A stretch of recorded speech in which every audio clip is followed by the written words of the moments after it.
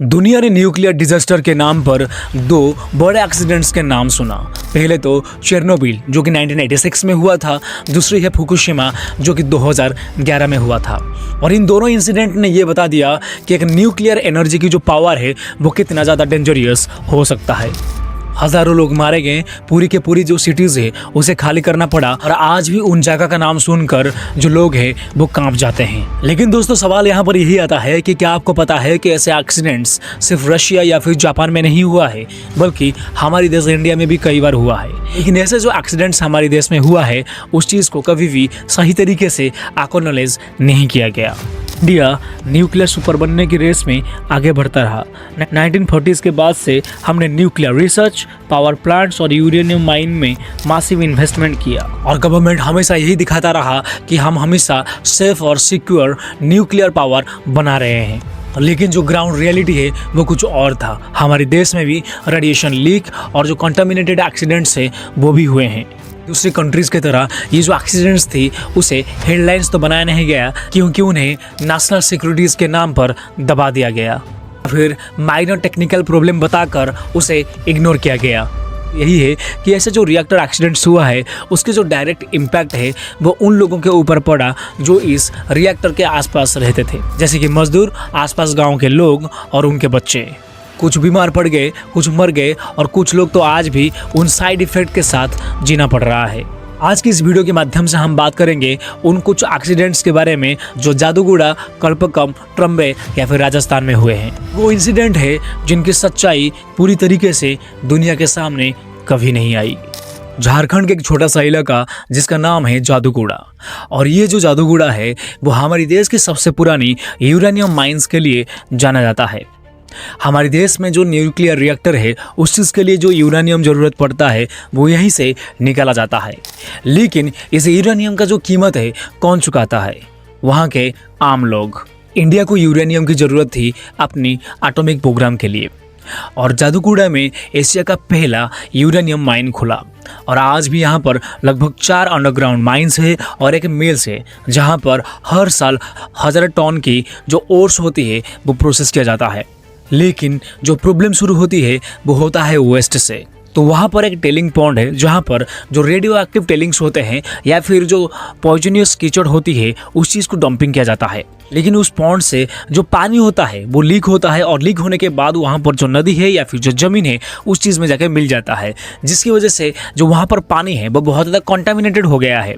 कि independent studies जो कि कोयोतो यूनिवर्सिटीज़ के रिसर्चर्स के द्वारा किया गया था 2010 में, तो वो लोग बताते हैं कि जो टेलिंग पॉन्ड है उसकी जो आसपास जो रेडिएशन लेवल होना चाहिए, जो उसका लिमिट होना चाहिए, उस लिमिट से 10 गुना ज़्यादा है। गांव में जो कुआं है या फिर जो नदी है उसमें जो पानी है वो पूरी तरीके से कॉन्टामिनेटेड हो गया है, और वही पानी को जो लोग हैं वो सालों से पीते ही आ रहे हैं।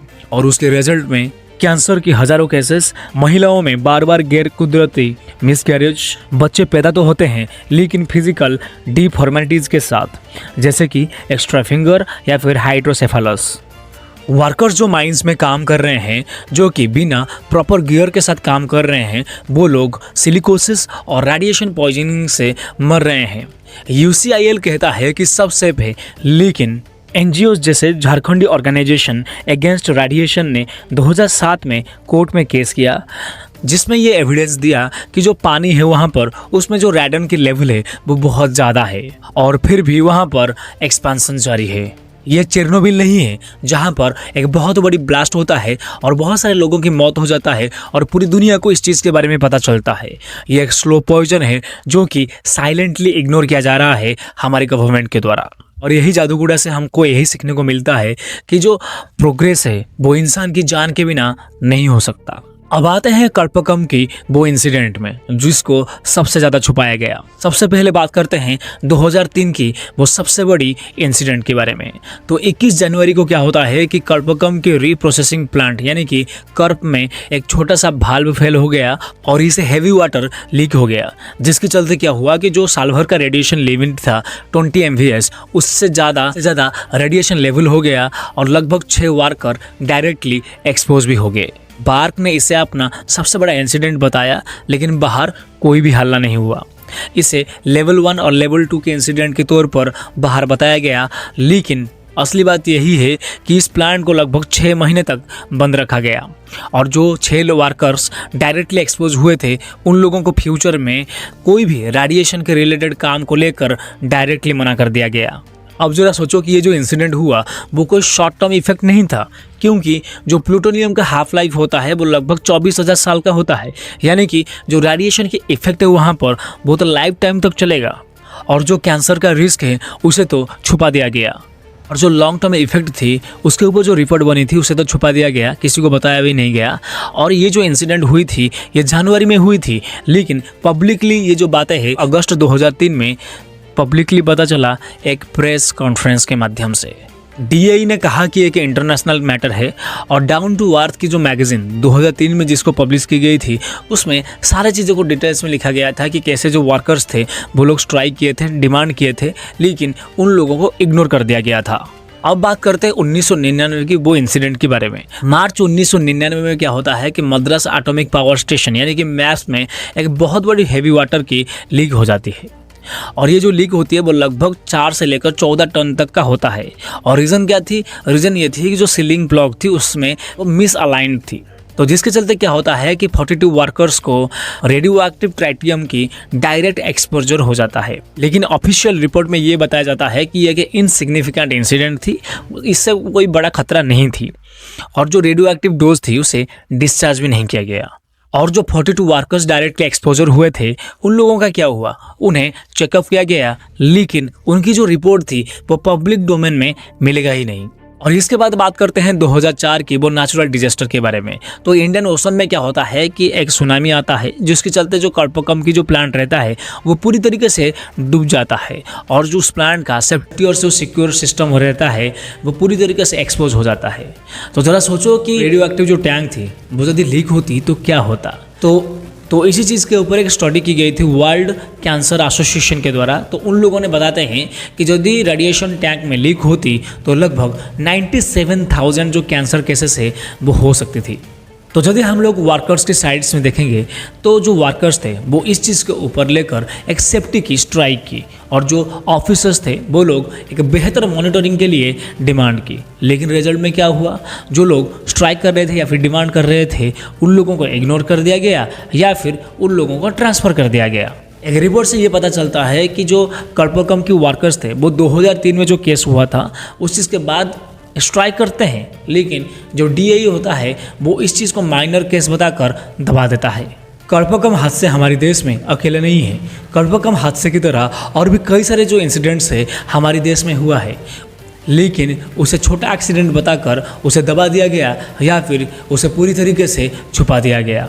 मुंबई की ट्रॉम्बे में भाभा एटॉमिक रिसर्च सेंटर यानी कि बाक में कई बार ऐसे एटॉमिक जो वर्कर्स और साइंटिस्ट वहाँ पर है उनके ऊपर इसका डायरेक्ट असर पड़ा, लेकिन ऑफिशियल रिपोर्ट्स ने इसे हमेशा छोटा इंसिडेंट या फिर माइनर केसेस बताकर इसे हमेशा इग्नोर किया। इसी तरह राजस्थान की एटॉमिक रिसर्च सेंटर में 1990 के दौरान एक बहुत बड़ी हादसा हुआ। यहाँ पर जो रिएक्टर थी उससे बहुत सारे रेडिएशन लीक हुआ और बहुत सारे जो वर्कर्स थे उस चीज़ से एक्सपोज भी हुए। इन पब्लिक को सिर्फ इतना ही बताया गया कि जो सिचुएशन है वो अंडर कंट्रोल में है और ये कोई आइसोलेटेड केस नहीं है। ऐसे कई सारे छोटे मोटे केसेस की लंबी लिस्ट है। कहीं पे भाल फेल हो गया तो कहीं पे जो रेडियो एक्टिव वाटर थी वो लीक हो गया तो कहीं पे जो मजदूर काम कर रहे थे उनको बीमार हो गया। लेकिन हर बार रिजल्ट में क्या होता है कि जो अथॉरिटीज़ रहते हैं वो यही कहते हैं कि सब कंट्रोल में है और इस चीज़ को लेकर जो मीडिया होता है वो चुप हो जाता है। लेकिन सवाल यही आता है कि यदि ये केसेस माइनर थे तो इतने सारे लोग मरे कैसे और जो इतनी फैमिलीज लोगों की थी वो तबाह कैसे हुई। सच है कि जो इंडिया की जो न्यूक्लियर प्रोजेक्ट है उसके पीछे एक पैटर्न छुपा हुआ है कि एक्सीडेंट को छोटा बताना, पब्लिक के सामने सच को छुपाना और किसी को अकाउंटेबल ना बनाना। तो सबसे बड़ी सवाल यही आता है कि जो ऐसे न्यूक्लियर एक्सीडेंट्स हुआ है उसकी जो ह्यूमन कॉस्ट है वो क्या है। विक्टिम सिर्फ वो लोग नहीं हैं जो लोग इस रिएक्टर के अंदर काम करते हैं, विक्टिम वो लोग हैं जो उनकी फैमिलीज़ है और विक्टिम वो लोग भी है। झारखंड के जादूगुड़ा विलेज के बारे में यदि हम फिर से बात करेंगे तो वहाँ पर जो बहुत सारे लोग हैं वो कॉन्टामिनेटेड पानी को पी रहे हैं और नतीजा बहुत सारे कैंसर केसेस नज़र में आए। महिलाओं में बार बार मिसकैरेज हो रहा है और यदि बच्चा पैदा हो रहा है वो डीफॉर्मेटिजीज के साथ पैदा हो रहा है और उसी के साथ उसे जीना भी पड़ता है। कल्पकम और राजस्थान जो न्यूक्लियर प्लांट है वहाँ पर जो वर्कर्स काम कर रहे हैं उनमें से कुछ लोग तो डायरेक्ट एक्सपोजर की वजह से मर गए, लेकिन उनकी जो फैमिलीज़ थे उनको कोई भी कंप्लीटली कंपनसेशन नहीं मिला। और सबसे बड़ी जो दर्दनाक कहानी है कि ऐसे लोगों की कहानी कभी भी हेडलाइन में नहीं आती है। जहां चेरनोबिल और फुकुशिमा की कहानी पूरे वर्ल्ड में उस चीज़ के ऊपर डॉक्यूमेंट्रीज बनी, लेकिन हमारी इंडिया में जो ऐसे लोग हैं उन्हें अंधेरे में जीना पड़ रहा है। ज़रा सोचो कि हम एक तरफ एक न्यूक्लियर सुपर पावर बनने की कोशिश कर रहे हैं और दूसरी तरफ इस कोशिश में जो आम लोग हैं वो अपने सपने को कुचल रहे हैं। सवाल यही उठता है कि यदि हमारे देश में ऐसे न्यूक्लियर इंसिडेंट्स बहुत ज़्यादा हो रहा है तो ये चीज़ जनता के सामने कभी क्यों नहीं आता है। तो इस चीज़ के पीछे 3 बड़ी रीज़न है। तो जो पहले रीज़न आता है वो होता है नेशनल सिक्योरिटीज़। तो गवर्नमेंट को डर रहता है कि अगर ऐसे इंसिडेंट को सच में सामने लेके आ जाएंगे, दुनिया को हमारी जो न्यूक्लियर वीकनेस है वो पता चल जाएगा और ये डिफेंस और न्यूक्लियर इमेज के लिए एक थ्रेट था। दूसरी रीज़न होता है फियर ऑफ पैनिक। ब्रिटिश को लगता था कि अगर लोगों को सच पता चल जाएगा तो पब्लिक प्रोटेस्ट, पैनिक और अपोजिशन खड़ा हो जाएगा, यानी कि न्यूक्लियर पावर के अगेंस्ट में एक बहुत बड़ा मूवमेंट हो सकता है। तीसरी रीज़न होता है मीडिया साइलेंस। ये तो मीडिया को रेस्ट्रिक्टेड रखा गया या फिर उन्हें हार्ड ट्रूथ दिया गया। रिजल्ट, बड़े से बड़े जो एक्सीडेंट को बस एक माइनर टेक्निकल इशू बोलकर दबा दिया गया। जादूगुड़ा के गांव या फिर कल्पकम के वर्कर्स या फिर जो ट्रम्बे के साइंटिस्ट, ये सिर्फ कहानी नहीं है, ये उन लोगों की ज़िंदगी है जो इस डेवलपमेंट की कीमत चुका रहे हैं।